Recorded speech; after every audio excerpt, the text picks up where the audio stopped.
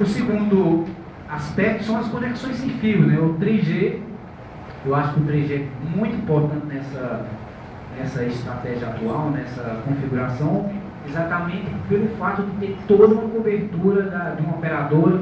Então, teoricamente, onde tem a cobertura da operadora, você pode ter um 3G, pelo menos onde a zona do 3G permitir, né? Você tem também o Wi-Fi, mas aí o Wi-Fi você tem ainda aquela dificuldade, porque são redes mais limitadas e muitas dessas redes estão presas em shoppings, em aeroportos ou na residência das pessoas, em seus prédios, que de qualquer forma fecham suas conexões.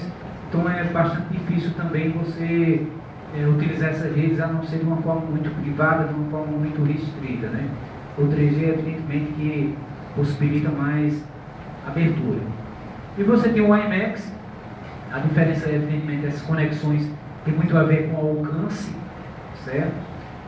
Enquanto o 3G tem um alcance também amplo, o WiMAX é bem similar, mas a questão é que no Brasil ainda não tem uma política em relação à implantação de WiMAX, certo? Que seria uma tecnologia bastante interessante, porque teria uma abrangência maior de quilômetros, poderia cobrir toda uma cidade, mas no Brasil não existe, na Europa, nos Estados Unidos existe, mas também há uma certa guerra, uma briga entre operadoras e governo, então há uma dificuldade na implantação do WiMAX, porque evidentemente a tecnologia 3G ela é parte de um faturamento muito alto das operadoras de comunicação de telefonia, que não querem perder esse bolo, digamos assim, das conexões. E temos o Bluetooth, que seria uma conexão mais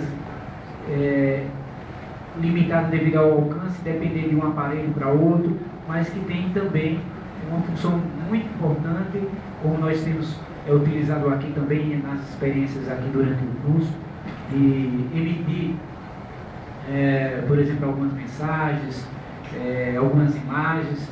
Então tem várias formas de utilizar isso, tanto no jornalismo quanto na arte. A publicidade vem utilizando através de shops, de lojas.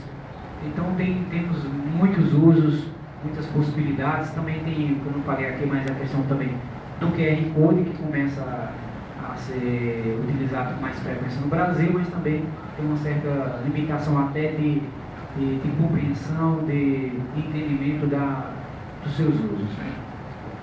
E uma terceira possibilidade são as aplicações multimídia e de streaming. Então,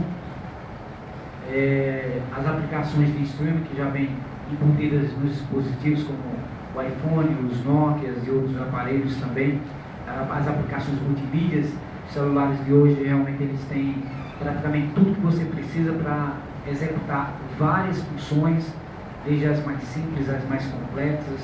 Isso também é fundamental. Então a gente tem aqui 3 pontos importantes para ser pensados dentro da estrutura técnica do jornalismo móvel. E aí você vai para um segundo momento, que seria o jornalismo móvel pensado dentro de uma estrutura operacional, do fluxo mesmo de informação, de como é que você vai operacionar a partir das tecnologias que mencionamos. Então eu coloco aqui alguns pontos, alguns sendo utilizados de forma plena, outros estão ainda também na condição de potencialização.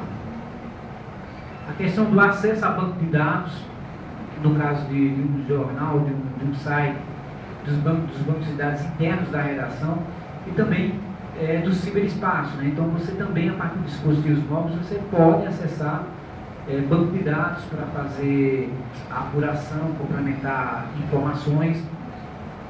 A possibilidade de distribuição também de conteúdos por multiplataformas. Os celulares permitem que você, por exemplo, possa subir um podcast para um site, você possa dar um flash para uma emissora de rádio, no caso usar um Quick para fazer uma transmissão ao vivo de uma emissora de televisão, ou fazer simplesmente o envio desse material para ser trabalhado lá numa estrutura física de uma redação.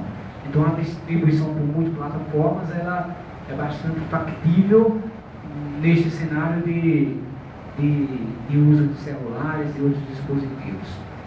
E também uma integração maior entre uma redação física, que nunca vai deixar de existir, eu acredito, e também uma redação móvel, né? A redação móvel que eu estou falando aqui é exatamente uma redação com uma estrutura muito complexa do ponto de vista de aparatos, mas uma redação móvel no sentido o mais simples possível em termos de diminuição de dispositivos. Seria o próprio celular, um notebook que possa ter todas as funções necessárias para que você possa redigir sua matéria, editar, complexificar todo o material em campo, né?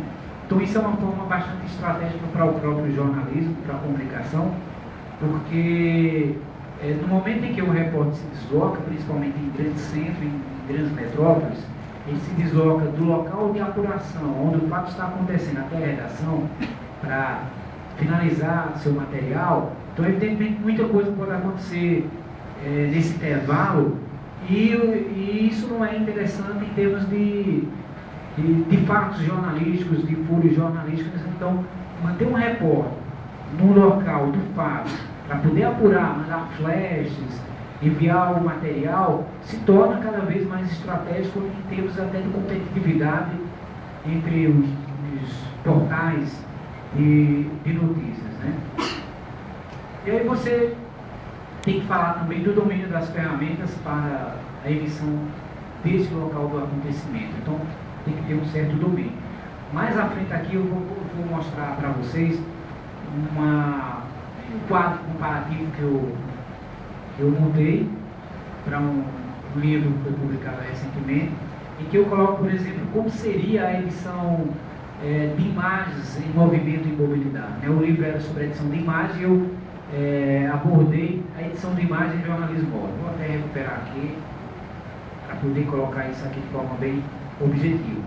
Então eu coloco o seguinte, né, que nesse quadro que eu coloco aqui, eu boto níveis, né, aqui níveis de complexidade mesmo da edição da imagem, né? Aqui eu enfoquei, como o livro era sobre edição de imagem, então eu fiz um pouco mais voltado para a edição de imagem, mas aí vocês, claro, podem tomar a liberdade de também imaginar isso em termos de texto, de vídeo, de animações, de outros recursos multimídias que são possíveis de serem operacionalizados nos dispositivos móveis.